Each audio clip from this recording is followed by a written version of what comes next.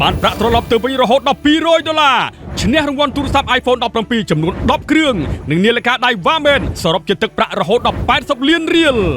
ដើម្បីអបអរសាទរដល់ពិធីបុណ្យ Noel និងឆ្លងឆ្នាំសកលខាងមុខនេះរាល់ការជឿនាឡិកាដៃ Vamen មួយគ្រឿងលោកអ្នកនឹងទទួលបានសញ្ញាឆ្នោតដើម្បីចាប់យករង្វាន់រួមមានដូចជា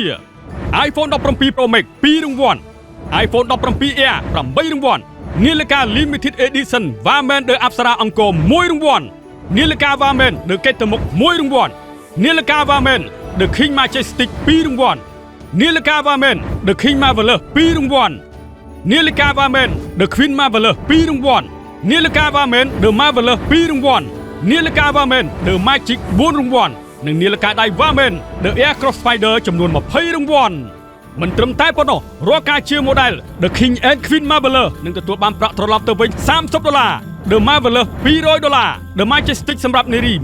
$150 BAM3 $100 The Elite $100 The Emperor $90 The Noble $40 The Aircross Spider សម្រាប់បុរសនិងនារី$40 The Gear $45 The Oyster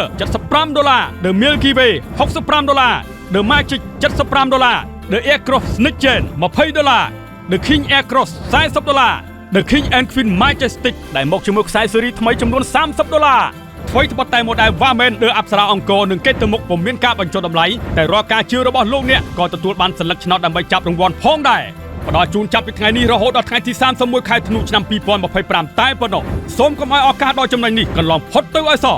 Vamen នឹងធ្វើការ giveaway នាឡិកា The Spider ចំនួន5គ្រឿងនិងអាវយឺត10ដោយគ្រាន់តែ share ផុសនេះជាមួយ caption ទិញ Vamen បានប្រាក់វិញ$200ឈ្នះ iPhone 17ចំនួន10គ្រឿងរួច mention មិត្តភ័ក្តិចំនួន5នាក់ជាការស្រេច